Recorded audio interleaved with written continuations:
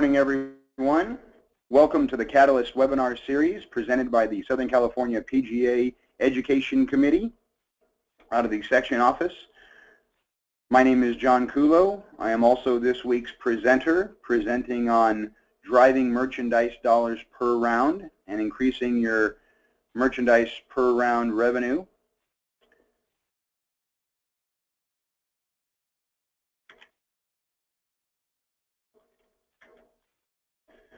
Just an overview of today's webinar agenda. We will be covering sales strategies and inside sales strategies, shop layouts, signage and displays, marketing online and social outlets, cultural change and upselling and bundling, managing inventory in terms of buying strategies, pricing structure and aging inventory, staff training, covering employee recognition, the we versus I philosophy, and sales conversations versus the upsell concept. Just a little background on myself. I am a PGA member the last 14 years.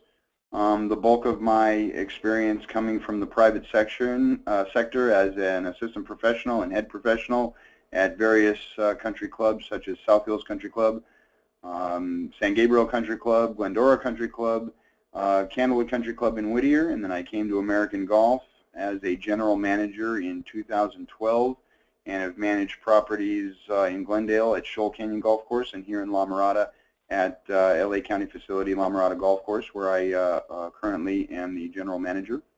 I am also the recipient of the 2014 Metro Chapter Merchandiser of the Year and the 2015 Section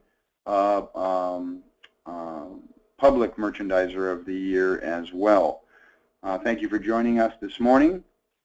Jumping right into the sales strategies, talk about first shop layout.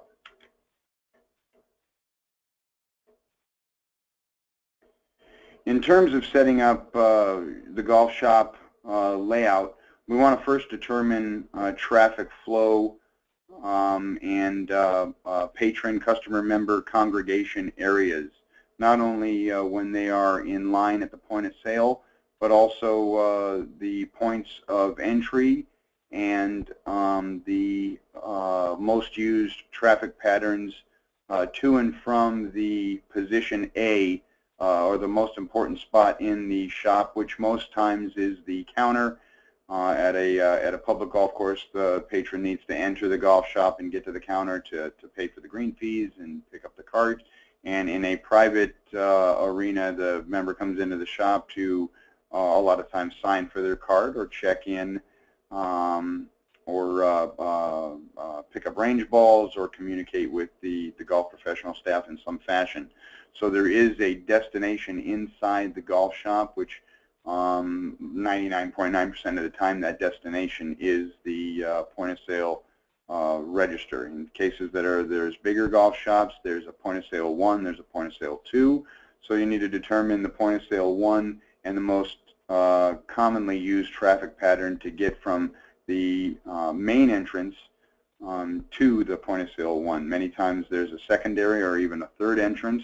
Those need to be considered as well. And I've always been a fan of setting up the traffic patterns so that the customer or the member has to make their way through a maze of sorts to get from where their entry is to the position A, so that they can see the merchandise that you want them to see. This ties also into aging inventory, and you want your slowest moving merchandise to be in the highest visible areas, both from an entrance to the position A point of sale counter and also on an exit basis as well. Product placement in this traffic flow needs to be your bread and butter sell items. You know, in the public arena, particularly with my facilities, the number one sellers are more times than not shoes. I've had a tremendous amount of success with shoes, particularly closeout shoes, and mass quantities of closeout shoes. You see this picture here was taken at Shoal Canyon, but that's predominantly shoes that you see in the main traffic flow. But the product placement needs to be such that your impulse items are positioned more near the counter, and your high-ticket bread and butter, main staple products need to be more in the main center of the arena or the golf shop. Many times at a private club, that would be your putters and your wedges, and your drivers, of course. That would be your bigger ticket items that you would want in that center stage position.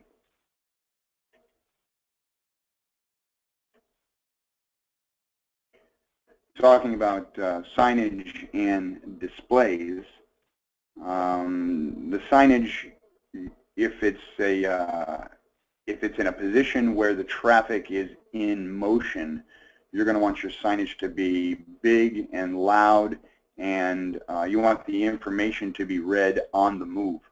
And your more informative signage with more information on it, not necessarily merchandise sales items, but also events that you are looking to sign members up for, or guests, creative events, food and beverage events, things with more signage with more information on them that's going to take the customer longer time to read, or sales strategies that are more in depth and involve, you know, buy 3, get the 4th free, or buy 4 and get entered to win a shirt, or things with more information on them need to be positioned in a place where the customer is going to be in a standing position or in a still position for an extended period of time, so that they actually have time to read the sign. Sometimes, you know, if you've got a point of sale counter where, you know, 1, 2, 3, 4 people are in line, and you see a pattern of 1 to 5 people deep in line, well, that's not a bad place for you to position some signage with more information on it that's going to require a little more time for and attention for the customer or the member to read the information that's on that signage. Also, you want your signage to match the theme of your property and or your sales initiative.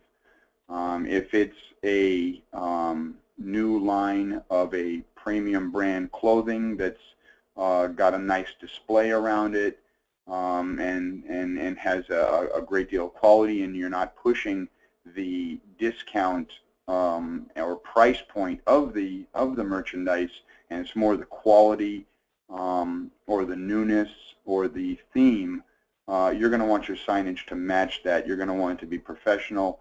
You're going to want it to be you know, logo matching the merchandise that you're displaying. Now, in the case where you're blowing out closeout shoes, you know, you could be a little more down and dirty, and there could just be a, you know, a large 50% off sign in big font that's homemade, you know, made in-house by the staff, because it would match the theme that you're trying to accomplish. A big 20% off or new arrival homegrown sign would not look particularly good on a brand new you know, Fairway and Green or Travis Matthews display. You want the signage to be in good taste and to match the merchandise that you're showcasing.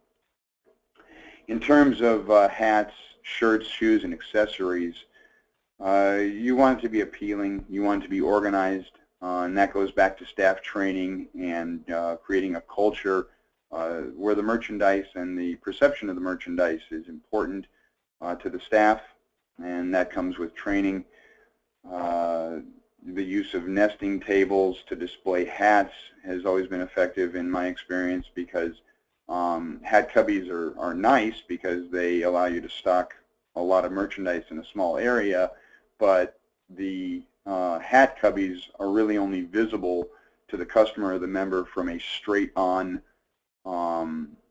point of view, and there's not a lot of display to that, and it can't be seen from a variety of different angles in the shop.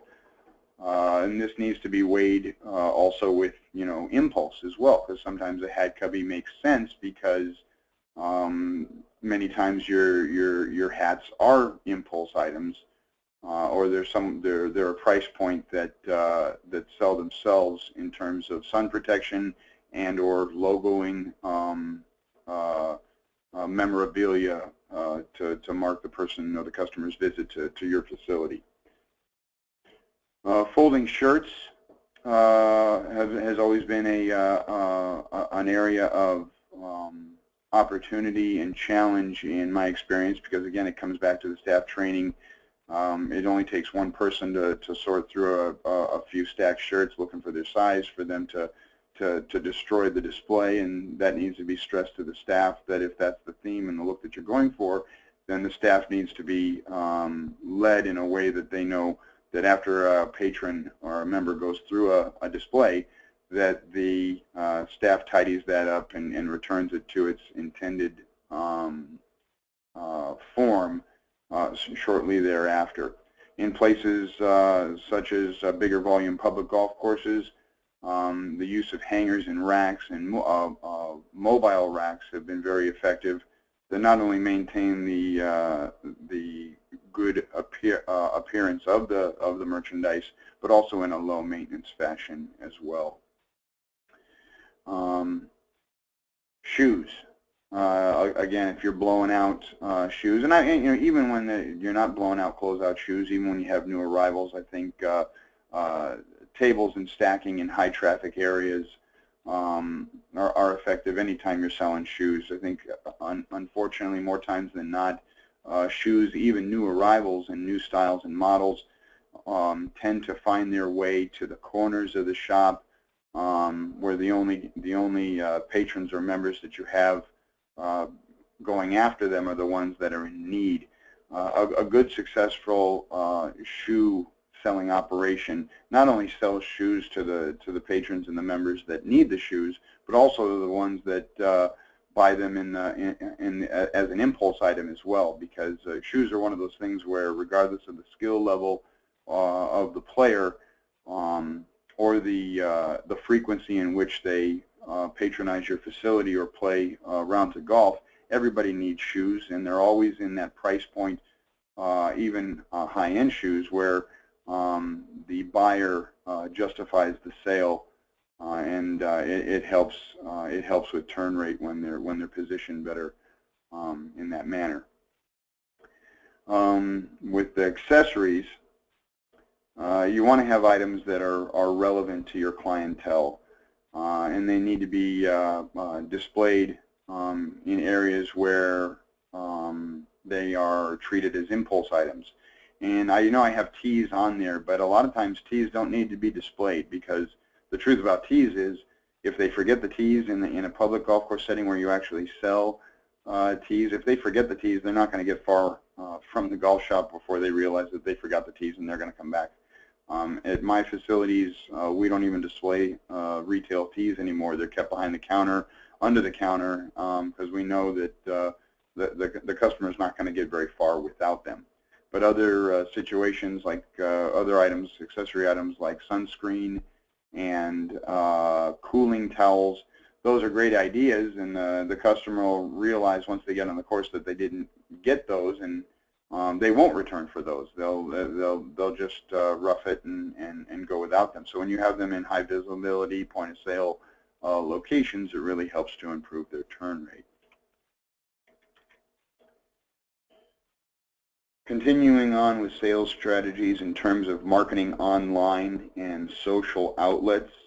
This is a new area for a lot of us, and we've had a fair amount of success with email collection. Not only, initially when the whole data collection and information craze exploded out there, I want to say probably 4 years ago, the whole idea was to collect as many email addresses as you can so that you could bombard the market with the things you want them to see, the green fee specials or tournament opportunities or merchandise sales or food and beverage packages.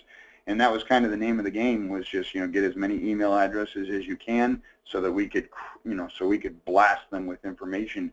And the thing is, like so many people, I'm guilty of it as well. You become desensitized to all the email advertisements and all the notifications you get, and it's evident in the open rate of the emails that you send. For here at La Mirada, our open rate is like 14%. So it's like I send 100 emails out, or I send an email out to 100 people, only 14 of them are either going to open it. And then inside those 14, there's only 2 or 3 that the information is relevant to. And inside those 2 or 3, maybe only 1 takes advantage of what we're advertising or what we're pushing. So it's like 1 out of 100 is not very successful. So in terms of tying that into the growth of social media and how to strategically advertise within that realm, we've had a great amount of success making our advertising interactive, and not even advertising directly through the social medias, actually running contests and engaging in interactive strategies to not only get us more attention to our social media sites, but once they're in there and it's something that's relevant to them, they'll take the time to notice what peripheral things that we're trying to advertise, because that's a big thing about the sales strategy. A sales strategy, it has to be relevant to the customer, whether it's an upselling program or a sales conversation that your frontline coworker, starter, or golf shop assistant are engaging in with the customer, or if it's a banner that's posted on the bulletin board in the men's grill, or if it's something that you're putting on your Twitter page or your Facebook page or even your main website. The material must be relevant to the customer if they're going to take advantage of it. It is very difficult to sell something to someone that they don't want. There's got to be an element of relevance to it. So we've seen that evolution to where the email collection is not so much about blasting them with information. It's about tracking the behavioral patterns so that we can market to them in a relevant way. Going further on that, when you are email blasting, you want to put your most relevant, for all those same reasons, you want to put your most relevant information, if you can, synopsized in the title of the email, knowing full well that, on the low end, 14% of the people are going to open your email, and on the high end, 20, 25. I mean, 25 would be, I don't know any golf course that has an email open rate of 25%. But let's just say, for argument's sake, 14 to 25% of the people are opening your email. You want, but you can guarantee that 100 people are actually seeing the title of the email, because that's what's coming through on their phones or on their PCs. So you want your most relevant information in that title, knowing full well that the open rate is going to be fairly low. Going further into sales strategies, you can't do any of this yourself or with a concept. I mean, I could sit here on the phone with the Catalyst webinar attendees and talk till I'm blue in the face about my philosophies on upselling and increasing your merchandise dollars per round and improving your turn rate. But if I don't instill a cultural change in my staff, it's never going to get off the ground. So in order to do this, it ties back into continuity. We don't want to just have one good salesperson that is great and helps move the needle for us. We need to instill a cultural change in all of our frontline coworkers so that the customer, regardless of what time they come into your business, they're getting the same same emphasis and focus on merchandise and engaging in the same sales conversations with all of your coworkers. And in order to do that, you're going to have to create a culture of selling. And this not only benefits your merchandise operation, because we all know that merchandise, less your cost of sales and your shipping and your tax, even a successful merchandise operation doesn't add all that much revenue to your bottom line. But when you have a sales culture created in your operation, it also helps to market the property and the greens fees and the cart aspect and a private arena of member tournaments and social engagements. When you have a culture of frontline coworkers that engage in sales conversations, you could better market the things that you want to market better through that method than any flyer you can post or email that you could send. It really needs to be an engaging sales conversation atmosphere created in your frontline coworker for not only merchandise but anything that you want to grow and bring awareness to. Some things that have helped the staff do this, particularly when you have a busy facility where the interaction time between the golf professional at the counter and the member or the guest at the counter is put under pressure by other patrons or other members that are behind them in line, and the frontline coworker has limited time. The sales conversation, and this again ties into training, and I'll touch on that here in a little while. The sales conversation needs to be structured and given to the coworker in a way that it is quick and convenient and easy for the coworker to touch on the things that you want the patron to be aware of. Here in the picture you see, and this is kind of again matching the theme of the property that I was at the time, where these are homegrown signs, probably not appropriate at a higher end facility, but these were signs that I created that were laminated and positioned on the front counter, and something that the frontline coworker, even with the most shy sales demeanor, can quickly offer the large bucket combo to a customer that is buying a bucket anyway. And simply the coworker could say, hey, since you're getting a large bucket, you interested in adding one of these other pieces for $5, and they could point to them, and you can get that information across inside of 4 seconds, and it's quick and it's easy. And again, it's portrayed to the customer in a relevant fashion because the customer is already buying that large bucket. So again, same thing with the glove and the hat combo. The customer is already buying the glove, so that it's easy to offer a hat to them for $4 or $5 more because they're buying the glove already. It's the sales conversation is relevant to them.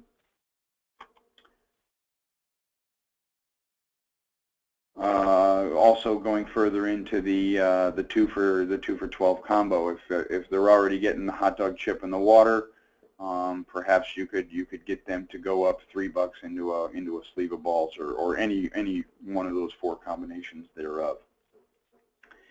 But the main point of this segment of my presentation is to talk about the continuity of the staff being able to do this on every customer basis, because if they do this with 20 customers that are buying large buckets of balls, guess what? Probably 5 to 10 of them are going to take advantage of one of those other items, and now you're increasing your merchandise dollars per round. This also illustrates bundling and the value of bundling. We all, bundling has such a bad connotation because we all think about our phone providers and our phone services, but it makes sense, and the whole concept of bundling is upselling to people that are already taking advantage of one of your features because that feature is relevant to them. And you could bundle, the nice thing about bundling is you could bundle anything. You could bundle green fees, you could bundle F&B items, you could, and most importantly in terms of this presentation, merchandise. And bundling also helps to improve your aging inventory, because if you've got items that are difficult to sell or were bad buys to begin with, and they're sitting on your shelf outside your average turn rate, and it's becoming something that you're going to have to deal with, it really helps to increase, to get rid of your aging inventory, where you bundle that aging inventory with items that are more relevant to the customer and then sell better, making it more of a no-brainer to the customer as well. Another thing that I skipped over here regarding signage, and then we'll move on. I've always been a big believer in pricing something high and offering a discount to get it to the price that you really are going to sell it for. I've found so much more success in doing that than just taking a $10 shirt and putting a $19.99 sticker on it. What I prefer to do is take that $10 shirt, put a $40 sticker on it, and sell it at 50% off. I'm still making, I'm still only making 19 bucks on it, just as I would if I stuck, if my price tag said $19.99. But I find the 50% off and the 30% off and the 20% off, that draws the customer into something they were originally not drawn into it. They come over to it, they look at the price tag that you have it at $39.99, they see that it's 50% off, and they do the math themselves, which in this case is easy because it's 50% off, but other times when it's 40, 30, or 20, they do the math themselves, or ask, they're prompted to, they're encouraged, self-encouraged to ask the sales professional what the item would be less the discount, and now you have the customer or the member participating in their own sales conversation. They begin to sell themselves by doing their own math through this process, and I find that so much more successful than just sticking it for $19.99 and hoping that someone takes a look at what a good price that shirt is. A lot of times, the way the price tags are written and people's eyesight and whatnot, they can't even see exactly what the price is. So the 50% off or the 30% off or the 20% off,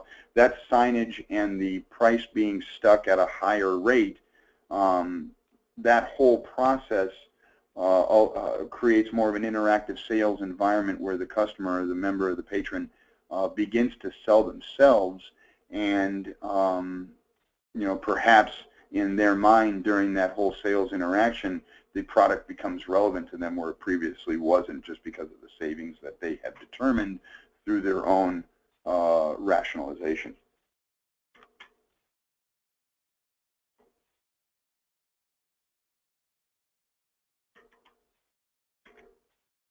Now, moving on to managing inventory. A lot of it, personally for me, has to do with fear. And so I think that people are at their worst when they're fearful, and they're at their best when they're fearless. And this pertains to merchandise and not being afraid to buy a lot of merchandise.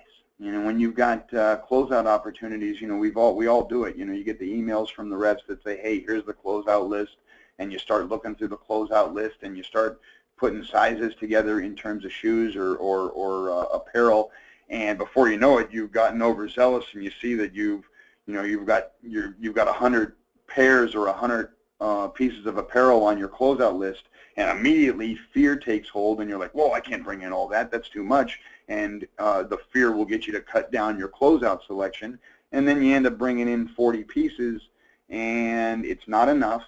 It doesn't, you have to have it to sell it, you have to have a lot of it to sell a lot of it. And so you don't bring in enough because of fear. Your display and your initiative and your whole campaign is suffocated through a fear-based action that hurts the sales. And I remember when I first started at Shoal Canyon, when I first started ordering closeout shoes, an order of closeout shoes that was $2,000, I remember getting off the phone being like, oh my goodness, what are we going to do with all that inventory? I better move it. I better move it fast. I better get aggressive. And 6 months later, I wasn't batting an eye at ordering $10,000 worth of shoes in a phone call, and I didn't even realize that the success had taken away my fear. And looking back on it in retrospect, It was like, wow, you know, it was all those times that I didn't take advantage of key buys in the quantities that I should have was nothing more than my own fear of bringing in too much stuff and not having the faith and the confidence that we were gonna blow through it. Again, now in terms of buying mass quantities of closeout merchandise, you want to be conscious of your inventory levels because you don't want to tie up a lot of money in inventory. So a strategy that really lends itself to this philosophy is loading up on your merchandise from an ordering standpoint about a week before the month ends. A week to 10 days before the month ends, I would go nuts on, in this case, shoes, but I do it now with balls and headwear as well. But I do my monthly ordering on my high-turning items. I order those 10 days to 7 days before the end of the month.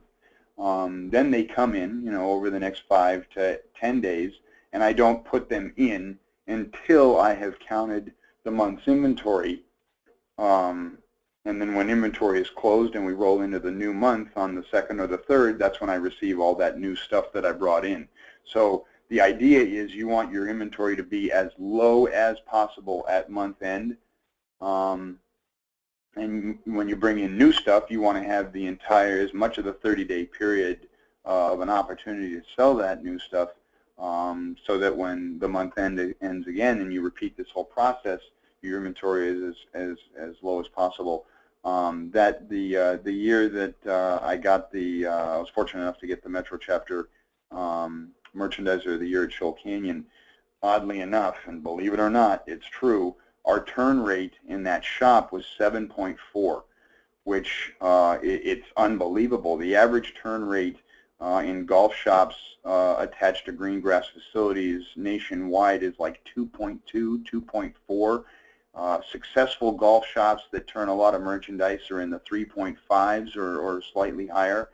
So I mean, we were carrying on average $16,000 to $22,000 worth of merchandise in a given month, and we were putting sales up in the $20,000 to $24,000 range every month. It's like we were selling more than what we had. And the reason why we were able to do that so clean and so tight is because of that system of bleeding down the inventory as low as you can before month end, and ordering 7 to 10 days out and putting that new delivery, that new shipment, that new inventory spike in at the beginning of the new month, giving you as many days of the 30-day period of an opportunity to sell that. We touched on fear last week of the month, second day of the month, and not being afraid to take advantage of closeouts in this aggressive golf environment, in this really aggressive golf retail environment. We've seen a lot lately, you know, in the form of declines. I mean, Nike's not making equipment anymore. You know, it's a more of an aggressive market, and unfortunately, it's a shrinking market. So we as merchandisers must take advantage of closeouts, and I encourage you to not be fearful when you're doing that, because it will pay dividends if you have the other ducks in a row. We touched on turn rate as well.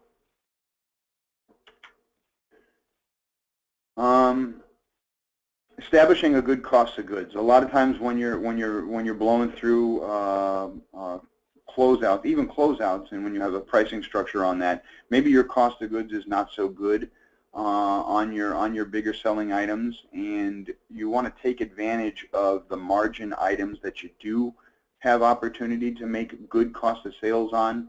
Impulse items, accessories.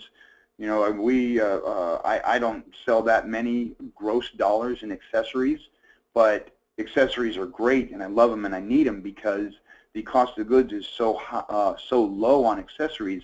It helps to offset the cost of goods on the big ticket items that I'm not making as much of a margin on. but it helps to lower that cost of goods. Having a consistent cost of goods is also important because it shows continuity from month to month. For me, when I'm looking at my head professional or my merchandiser, if I see cost of goods that's going up and down from month to month, it makes me feel like they don't have a complete grip on the operation, and it could be an indicator that there could be other areas of the scope of their employment where they're not as consistent as they should be. I always like to keep a really good, consistent cost of goods, even if I go into and I do that by tracking cost of goods daily, so that as the month ends, if I've got an extremely low cost of goods because we're selling a lot of good margin stuff that month, it's a good opportunity to potentially burn some items that you have in inventory that aren't moving or have been on the shelf for too long, particularly in terms of merchandise, clothing and apparel.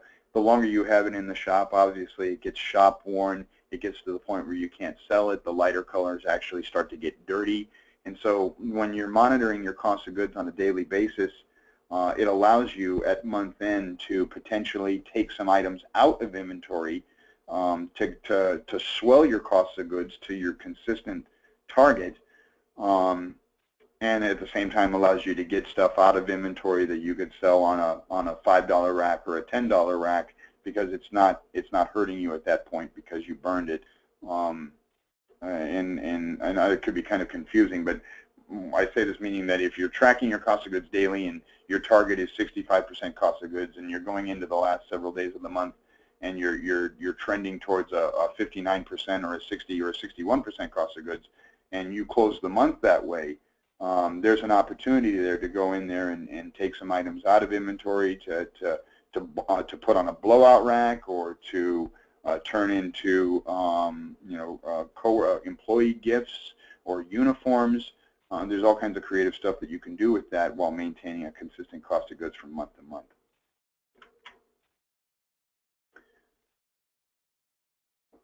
I just touched on the aging inventory. Staff training. Okay, we touched on this a little bit in the beginning, and this is arguably the most important part of the whole thing. You can't do it yourself, and especially in situations where you're in an upper management position at that facility, you don't have time to be on the counter to be upselling and engaging in these sales conversations with various customers. You need the frontline coworker to be able to do it, not only in the golf shop, but also in your food and beverage arenas as well. When you have, and perhaps even more important there in terms of rotating inventory, the sales conversations that you instill and stress and train your staff to do, it's for the purposes of continuity, and it's the power of ask. The power of ask, in just about every arena, even outside the golf business, the power of ask is tremendous. A big part of this is employee recognition. There needs to be some sort of program in place to reward the frontline coworkers for making merchandise sales a priority. There has to be some sort of program in place that's going to reward the players that are driving the sales and moving the needle, and that coworker recognition program not only rewards the key A player performers, but it also is an opportunity to encourage and train your less successful performers, and allows you, enables you to get in a situation where you can coach and lead and inspire the underachievers to start performing and to move up, or allows you as the manager to determine if this is a coaching up or a coaching out opportunity for your C players or your your underachievers. As you see here on the commendable coworkers from that particular time, I would keep an average of, in this case, it was shoes because we had closeout shoes going at that time. We would keep a shoe sales per hour average per hour worked for all the golf shop assistants. You see all the names there under David Gibato, Danny Astorga, Joe Gonzalez, David Leiston, Anthony Capozzi. Those are all golf professionals, golf assistants that worked counter shifts in the golf shop there. And I would take the shoe sales that they had for the month, and I would divide it by the hours that they worked. And it would produce a dollars per hour average. And the winner of that contest would be given a $100 gift card, and they'd have their name put on the list, and this would be posted around the golf course near all the time clocks for every department, not just golf operations. But it was an opportunity to reward David for his good performance, and at the same time, it was an opportunity to bring the poor performance of David and Anthony in this case to their attention and put them on a stage where they're prompted to change their behavior to get them out of the cellar in the sales contest. Competition is a big piece of this as well. A lot of times your frontline coworkers, particularly in golf operations, are golf professionals and are people that have a competitive nature to begin with, and you could be tapping into that resource of competitiveness that your coworkers have, and that competitiveness can be an opportunity for you to dramatically increase their productivity. But again, you see the coworker recognition was not just for golf operations, it was for all the different departments as a way to reward key performers and bring to the attention that the C players need to become B players and the B players need to become A players. And when you find yourself with a team full of Bs and As, that's a good solid operation. The we versus the I philosophy. Whenever I bring in new coworkers, so often you hear. I'll give an example. I'll be in the back in the office in the back of the golf shop, and I got a new coworker who is a golf shop assistant. He's on the counter, and we have mats only on that particular day, and the grass hitting deck happens to be closed. And a patron will scoot themselves out onto the grass and start hitting shots off of the grass, and that new coworker behind the counter will call me back in the office and say, "Hey, John, you've got a guy hitting balls off your deck." And the biggest thing about that, that's such a great opportunity for me to get with that coworker and say, "Hey, Glenn or Bob or whatever your name is, that's not my deck, that's our deck. And I don't have a guy hitting off the grass out there who's supposed to be on the mats. We have a guy who's hitting off the grass out there," to instill ownership in that coworker, and we get away from the I, and that's even a practice that I have when I'm reporting to my regional directors and my higher ups. I never say I'm doing this and I'm doing that. It's always we are doing this and we are doing that, because it stresses the team concept, and because without the team and without the we concept, no one person can do it. And as many of us have learned in our careers, the place will not burn down without the I, but the place will burn down without the we. And it's a big piece of my training and coaching, is stressing the we concept versus the I concept. Because I guarantee you, for all of you in your own settings and your own work environments, start taking note of that, of how many times your coworkers talk to you in terms of your facility or your situation or your merchandise or your tournament or your golf carts. You'll hear it a lot, and it's a good opportunity for you to say, no, those aren't my golf carts. Those are our golf carts. We're a team. We're in this together.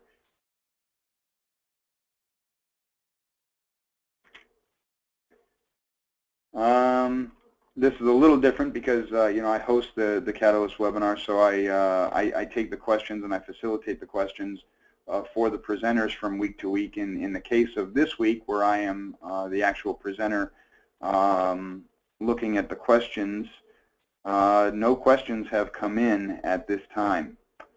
Does anybody have any questions or comments they'd like to throw into that question box and ask at this time?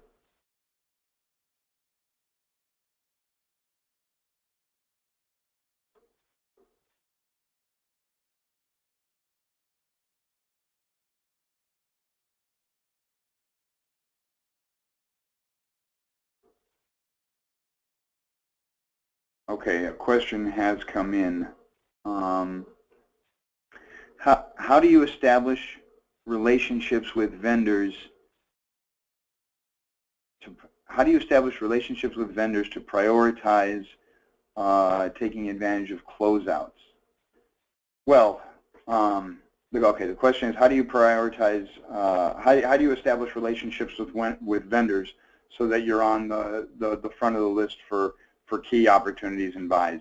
I mean, you do that through communication, and you do that through empathy and understanding what they're trying to do, the particular sales rep, and perhaps supporting them in other items and other initiatives that you normally wouldn't, to establish that relationship so that when there is opportunities for higher margin inventory because of your relationship with them, you potentially could be put to the front of the list to take advantage of those key buys. You know, and it's hard to do because a lot of times, you know, I'm guilty of being short or curt with representatives that just show up unannounced, and I'm in the middle of doing a million different things. And you know, it's a people business, and the sales reps know that better than anybody. And when we take the time to establish those relationships and be open-minded to what their sales initiative is, it could create a relationship that could be lucrative for the golf facility down the road. Got another question here. You mentioned rewarding staff for sales with $100 gift cards, etc. What other means of rewards have you implemented? Well, what I'll do in the past, and I'll be honest, I have not done this in a while. In addition to the sales contest, I'll take a quarterly top 3 list, a gold, silver, and bronze performer. And I not only do it for golf, I do it for F&B as well, for non-banquet F&B per round, because we could have a whole nother webinar on driving non-banquet F&B per round, because it's all the same stuff. It's just you're selling food, not food and beer, not merchandise. But other things that I've implemented, where I have a quarterly gold, silver, and bronze competition, where who is the highest, second highest, and third highest sales professional at the end of a quarter.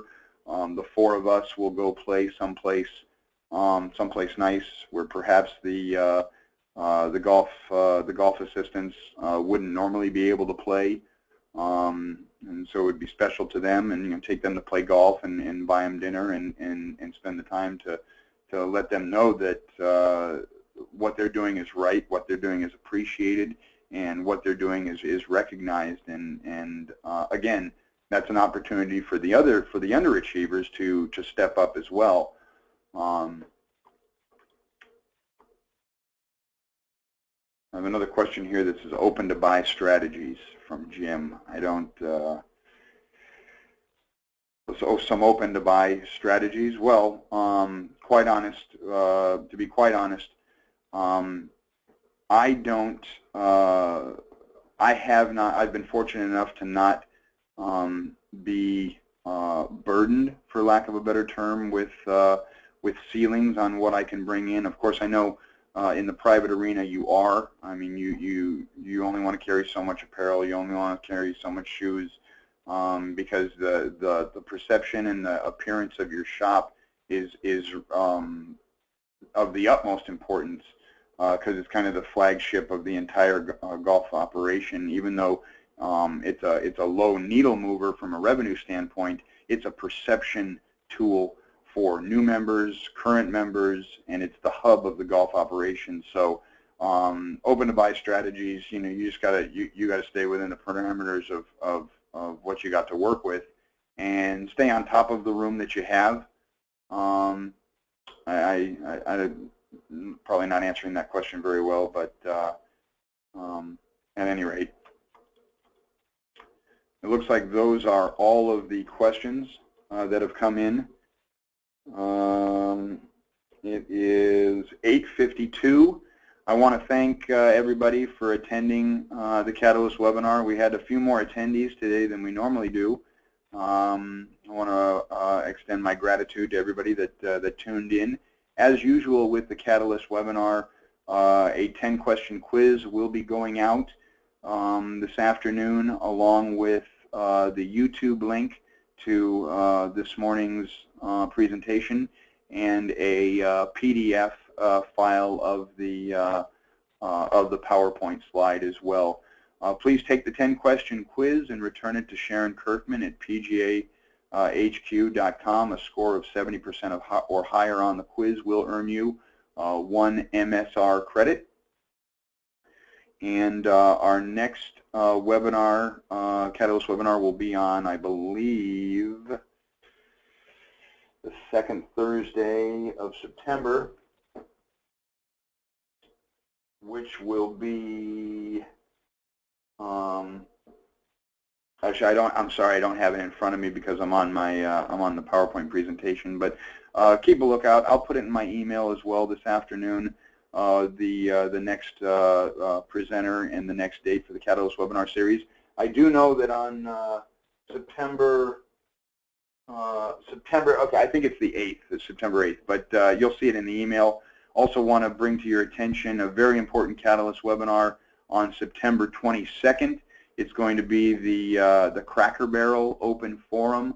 I've been looking forward to this for a while, where we're all going to be able to chime in and interact and cover some important issues and communicate in an open forum setting through the Catalyst webinar, which I think it'll be the first time that we do that. So we're very excited to bring that to your attention.